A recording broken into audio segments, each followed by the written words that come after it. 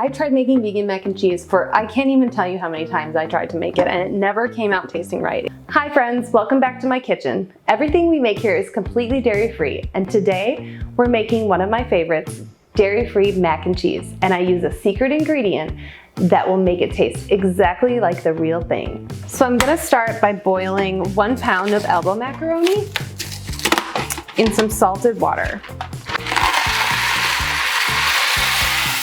And you want to get it nice and salty because that's going to give it a lot of flavor.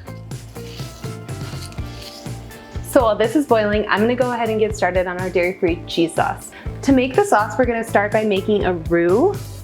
And I've already measured out 3 tablespoons of vegan butter, and I'm going to just let that melt in my saucepan.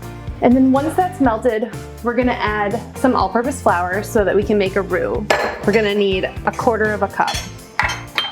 So this is starting to melt, and I'm just gonna go ahead and add in it doesn't have to be completely melted, just to get it started. So it's gonna start to form a paste, and that's good, because that means it's gonna thicken the sauce really well.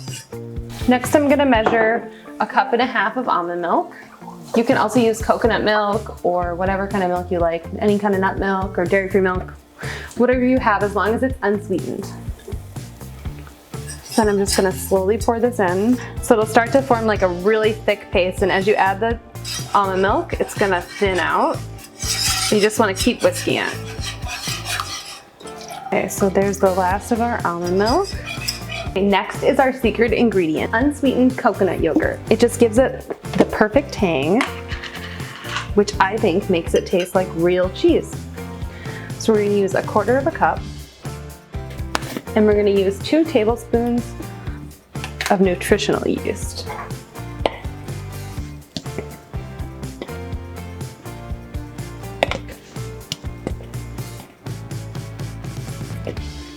we're just gonna whisk this in until it's dissolved. It should dissolve on its own with a little bit of heat. And then we're gonna add our vegan cheese. Yeah, I'm gonna strain the pasta before I do that, because it is ready.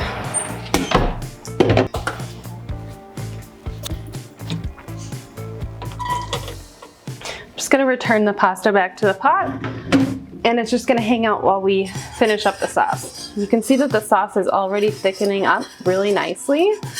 Now all we have to do is add in our vegan cheese. And I'm actually gonna skip the whisk now because the vegan cheese tends to get a little bit stuck to it, and I don't feel like cleaning that up later. So we're just gonna use, this is an 8-ounce bag, and we're just gonna use the whole thing. So about 2 cups. And I'm just gonna stir it in, and it will take a little bit longer than regular cheese to melt, but it'll get there eventually, I promise. So just be patient. In the meantime, you can season it with salt and pepper to taste.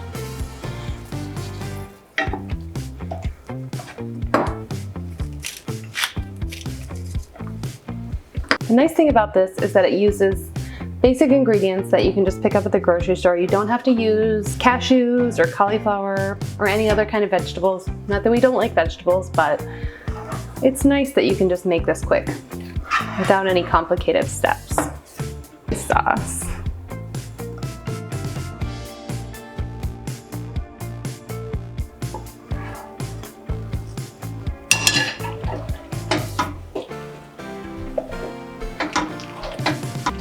I think it's time to eat. Look at that gooey, creamy sauce. It really doesn't get better than that. Look at how smooth that is. Ooh, it looks actually kind of lumpy.